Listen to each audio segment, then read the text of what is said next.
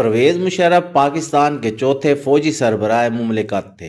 इससे कबल general Ayub Khan, general Yahya Khan और जनरल ज़िया-उल हक भी कुछ ऐसे ही हालात में इक़्तिदार में आए और गए। जनरल परवेज मुशर्रफ कब और कहाँ पैदा हुए, इस हवाले से तो आपके पास मालूमात पहले ही आ चुकी होंगी। तो जनाब, आज की वीडियो में हम आपको बताएंगे कि मुशर्रफ दौर में अवाम को क्या कुछ मिला और अवाम से क्या कुछ छीन लिया गया। आप देख रहे हैं उर्दू अलर्ट्स और मैं हूं डॉक्टर इरफान अजीज़। आप मुझे इंस्टाग्राम पर फॉलो कर सकते हैं, जिसका लिंक डिस्क्रिप्शन में दिया गया है। ये बात बड़ी हद तक दुरुस्त है कि लोग चढ़ते सूरज की पूजा करते हैं। 12 अक्टूबर 1999 को जब परवेज मुशर्रफ ने मियां नवाज शरीफ की हुकूमत का खात्मा किया तो मुल्क भर में मिठाइयाँ बांटी गई थीं, और जब उन्होंने इक़्तिदार छोड़ा तो भी लोगों ने ऐसा ही सियासी मंजर देखा।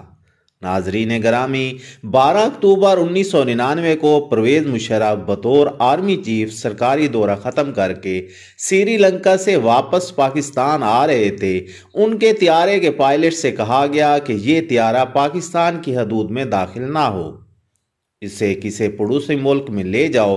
पड़ोसी मुल्क का मतलब भारत के सिवा कुछ नहीं था, मगर पायलट की हाजिर दिमागी के बाइस पाकिस्तानी आर्मी चीफ को पड़ोसी मुल्क ना भेजा जा सका और वो किसी न किसी तरह चकलाला एयरबेस पर उतर गए, जिसके बाद जनरल परवेज मुशर्रफ एक्शन में आ गए और नवाज शरीफ की हुकूमत ख़त्म करके कौमी और सूबाई असम्बलियाँ तहलील कर दी।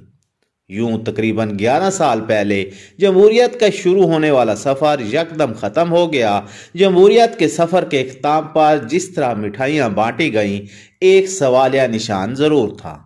बहरहाल जल्दी जनरल परवेज मुशर्रफ ने पाकिस्तानी कौम को सबसे पहले पाकिस्तान का नारा दिया और इसी नारे के तहत उन्होंने 9/11 के बाद पाकिस्तान को अमेरिका की प्रॉक्सी जंग में झोंक दिया।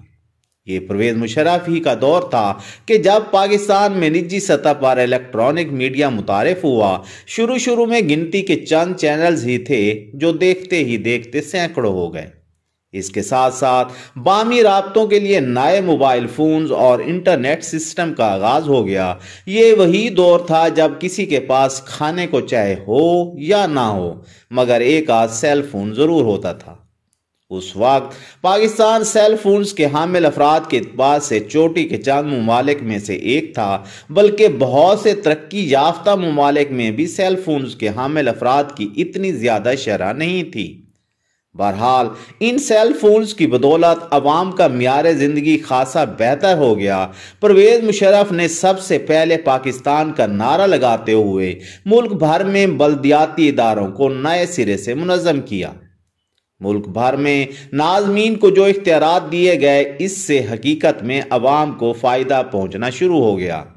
अवाम के टैक्सों को ऐन उन्हीं जगहों पर खर्च किया जाने लगा जहां से वो टैक्स इकट्ठा होते थे, और ये इतराज़ ख़त्म कर दिया गया कि टैक्स गरीब इलाके देते हैं और तरक्की अमीर इलाके करते हैं।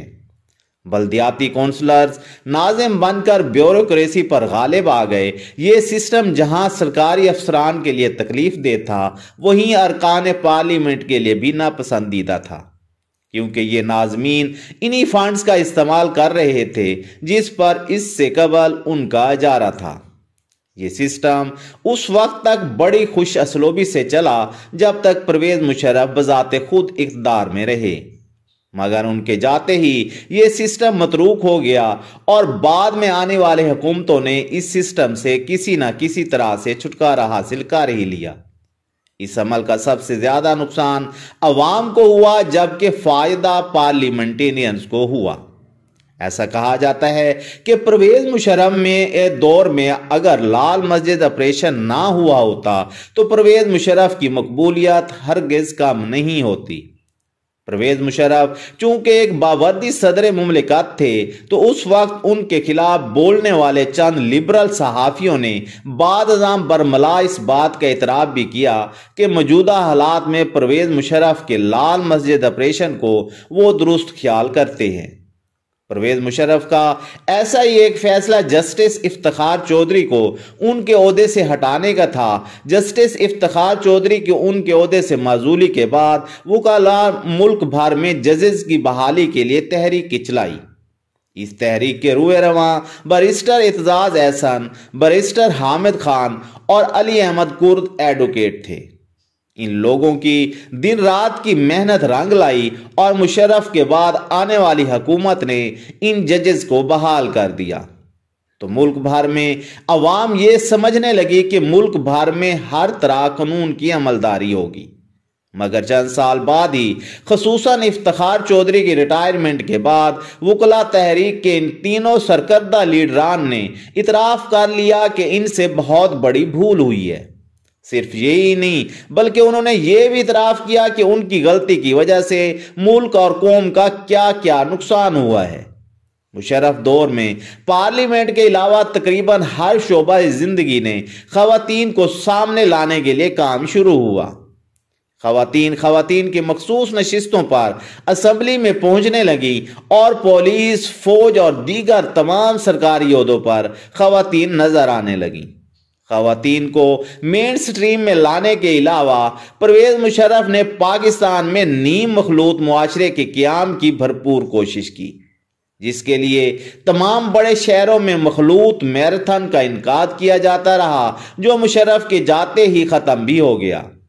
मुशर्रफ के इस इक़दाम के नाक़दीन बेशक उनकी तवक्को के मुताबिक थे, मगर उन्होंने तनकीद और रुकावटों की परवाह नहीं की और हर हाल में अपना मकसद हासिल किया। ये बात अलग है कि उनके जाते ही वो सिलसिला यकदम ख़त्म कर दिया गया है। परवेज मुशर्रफ के दौर से पहले ही मुल्क भर में बसंत का त्यौहार बड़े ज़ोर शोर से मनाया जाता था, जिससे जहां कई लोगों को रोजगार के मौके मिलते थे, वहां हादसात भी रूनुमा होते थे। अपने दौर इक़्तिदार के आगाज ही में उन्होंने पतंगबाजी में इस्तेमाल होने वाली धाती डोर, केमिकल डोर के इस्तेमाल पर पाबंदी आयद करने के साथ साथ बड़ी सख्ती से यह ऐलान भी किया था कि जिस थाने की हदूद में कोई ऐसा हादसा हुआ तो पर्चा उस थाने के इंचार्ज पर होगा। परवेज मुशर्रफ पर जहां मोहसिन पाकिस्तान डॉक्टर अब्दुल कदीर को गिरफ्तार करने के इल्जामात हैं, वहां पाकिस्तान को डराने और दबाने वाले ममालिक के सरबराहान की आंखों में आंखें डालकर जुर्रतमंदाना तरीके से अपना नुक्ता नज़र पेश करने के एजाज़ात भी शामिल हैं। तारीख के तालिब इल्म ये बात बाखूबी समझ सकते हैं कि इमरान खान की हुकूमत और परवेज मुशर्रफ की हुकूमत के मुखालफिन एक ही हैं।